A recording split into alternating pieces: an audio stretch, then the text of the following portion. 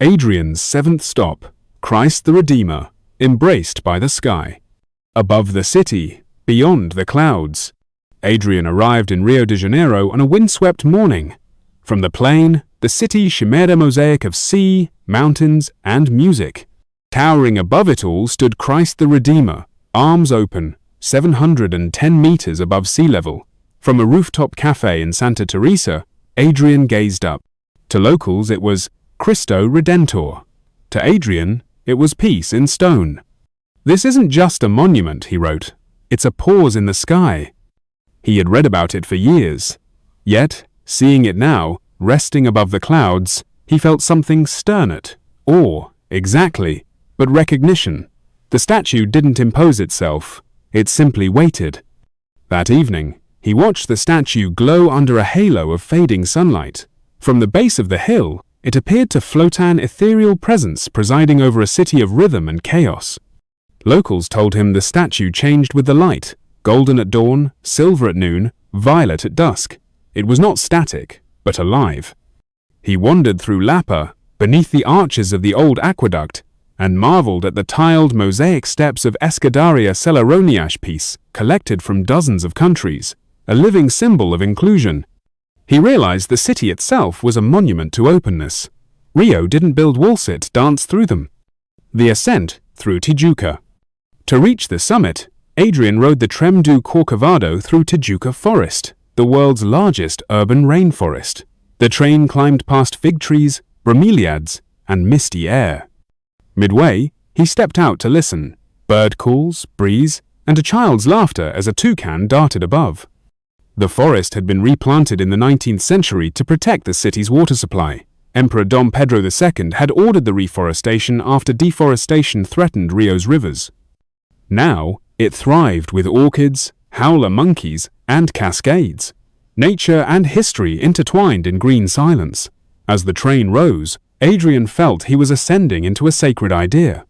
Each bend in the rail revealed more of the city below golden curves of Copacabana Beach, the favelas climbing like vines, and the bay's silver gleam. He jotted notes. "The forest isn't just between me and the statue. It's between what I know and what I believe." He asked a fellow traveler about the plants. The man pointed out the pau-Brasil, a tree so important it gave Brazil its name. The conversation meandered, from coffee plantations to Afro-Brazilian religions. The forest was a tapestry of ecology and memory. As the train slowed near the summit, mist gathered, cloaking the view. For a moment, the mountain became a cathedral, and Adrian its pilgrim. The base of the Redeemer. The statue stood 38 meters tall, its arms spanning 28 meters.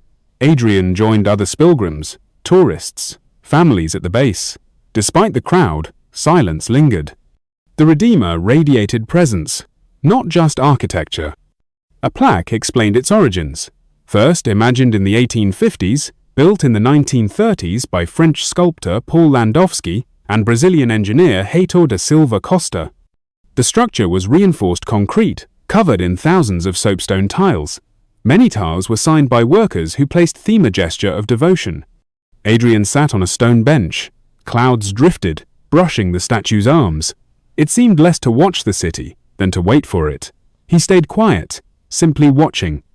He imagined the construction. Supplies hauled up the mountain before roads existed, craftsmen laying stones by hand. The statue had survived decades of tropical storms, lightning, and the gaze of millions. He listened to a guide explain the engineering. The interior framework was designed to flex slightly in the wind. Lightning rods had been added. Every year, teams of conservators climbed the statue to clean and restore the stone. It was not built to tower, he wrote, but to reach. Nearby, a historian explained the statue's position design to face east, welcoming each dawn. Its location atop Corcovado, meaning hunchback in Portuguese, was both a geological and spiritual decision. It commanded a view without dominating it, a symbol that welcomes all.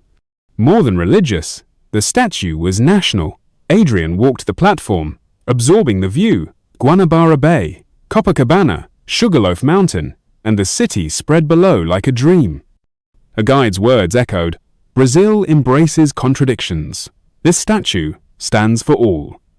Cristo Redentor, de brazos abertos, acolle todos. Christ the Redeemer, with open arms, welcomes all. Brazil's Catholic heritage was clear, but the statue had grown beyond its Christian roots. It had become a cultural icon, appearing in films, music, and sports events. When Brazil celebrated or mourned, it was often beneath those outstretched arms. Adrian watched as a child placed a flower on a step. Her grandmother whispered something about angels. A couple kissed under the gaze of stone compassion. A man held his hat to his chest and closed his eyes. Nearby, a group of schoolchildren sketched the statue in silence. A street musician played a soft melody on his guitar. People paused, not to photograph, but to feel. In a small kiosk nearby, he found miniature replicas, postcards, and keychains. The woman selling them said, "This is not just for tourists. We carry him with us." "Even the sky here doesn't rise at embraces," Adrian wrote. Beneath the monument, Adrian found a small chapel under the platform. Flickering candles lit the space. It was dedicated to Our Lady of Aparecida, Brazil's patron saint. He sat quietly. A priest entered and lit a candle. Adrian did the same. He thought of ruins, temples, and towers. Each spoke differently. This one simply welcomed. The chapel was small, whitewashed, and filled with silence. An inscription above the altar read, "Senhora Aparecida, guia nos com tua luz. Lady Aparecida, guide us with your light." Adrian felt the same reverence he had in Petra's caves and Machu Picchu's terraces. But here, it was turned inward. This was not a place that told story it received them. He lingered. A woman whispered a prayer. An old man knelt. No one rushed. Later, a caretaker told him about weddings held here, baptisms under the statue's shadow. "Love begins in the arms of the Redeemer," she said. A descent into the heart. Descending again, Rio returned. Samba rhythms, breeze, and the sea. Adrian stepped off early and walked a forest trail. The light filtered through tall trees, catching spiderwebs like silver lace. He stopped beside a trickling stream and wrote, "I have climbed temples and walls, listened to ruins and rivers, but here I was simply seen." He passed a man carving wood beside the trail. They nodded without speaking. The forest no longer seemed between him and the statue, it was now within him.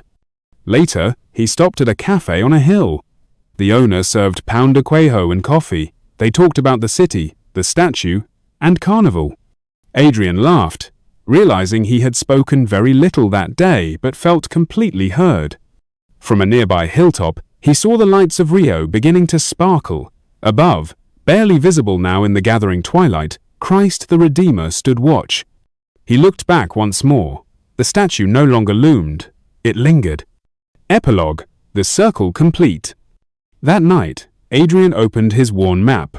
Lines connected Machu Picchu, Petra, Taj Mahal, Great Wall, Chichen Itza, Colosseum, and now Rio.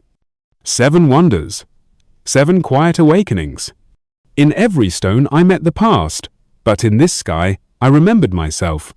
He folded the map, turned off the light. Far above, the Redeemer stood open, still and shining.